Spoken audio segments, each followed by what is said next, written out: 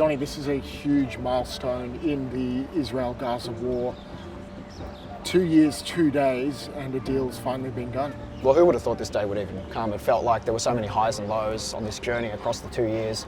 We had many false starts. We had moments of great anticipation. We even had ceasefires at a certain point where there were large numbers of hostages released. In fact, most of the 251 people who were taken hostage since October 7 have been released through deals. And that's what the people at this particular hostage square in Tel Aviv have been calling for the whole time. Just get a deal done, get the hostages out, get the troops out, and let's get on with our lives. And it feels like that day has finally arrived. Absolutely, it's been a real mixed bag of emotions. We've been here since about 5:30 in the morning. There's been a lot of singing, a lot of dancing, but also tears.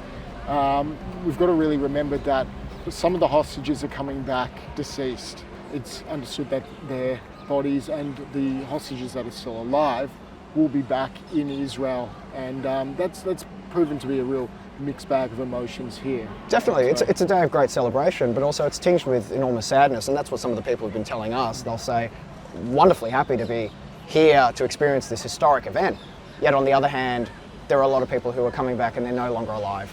And this is also happening in the shadow of the October 7 commemorations that occurred just 2 days ago. It was the second year anniversary. A lot of people died on that day 2 years ago. And so this is all happening at a very combustible time in Israel, a situation of great tension, but also some relief, and hoping for better days in the future. That's what people keep telling us. We think that the war has to be stopped and done, and we need to live here in peace. We All the deserve world need to We live deserve it. in peace. All the world. We deserve it, really. We deserve to live in peace and to enjoy life. That's what it's all about. Family, love, peace, not war, not war. And so this is all moving quite quickly. There's reports that Donald Trump is going to be heading to Egypt, but even that he might even be going into Gaza. I think that's something that people really quite possibly weren't expecting for the US president to go into Gaza. But here today, people have been crediting him for what has happened. There's people wearing Trump masks.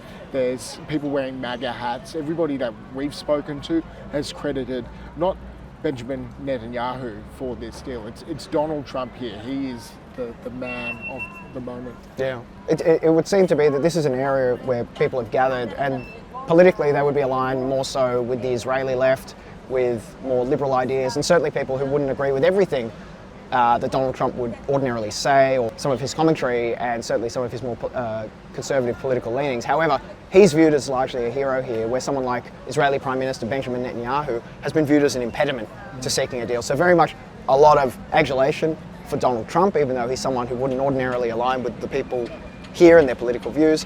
And Netanyahu viewed, at least in this pocket of Tel Aviv, it's not representative of the entire country, but certainly in this pocket of Tel Aviv, as someone who's been an impediment to the pathway to this goal. I'm hopeful about the people in this country. I'm worried as far as our government. I'm looking forward to the election. I'm looking forward for leadership that can actually represent us. There are no words to describe the lack of representation that this administration has had as far as the civilians of Israel. I think no one feels represented by not our prime minister, not by any members of his coalition.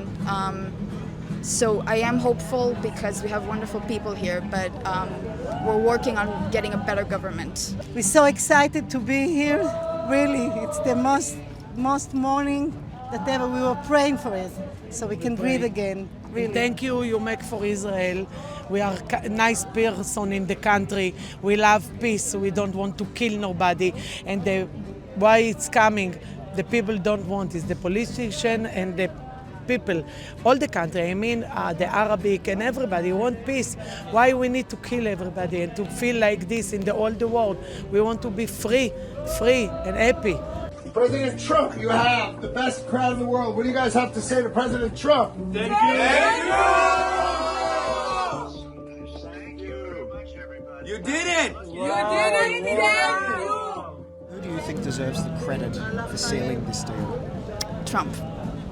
I think Netanyahu has shown how much carelessness, with his lack of care for the hostages, wrecking deal after deal and having members of his coalition proudly announcing that they've helped destroy deals openly, proudly. I give all credit to Trump and to the people who have protested for as long as they have, so we can arrive to this day.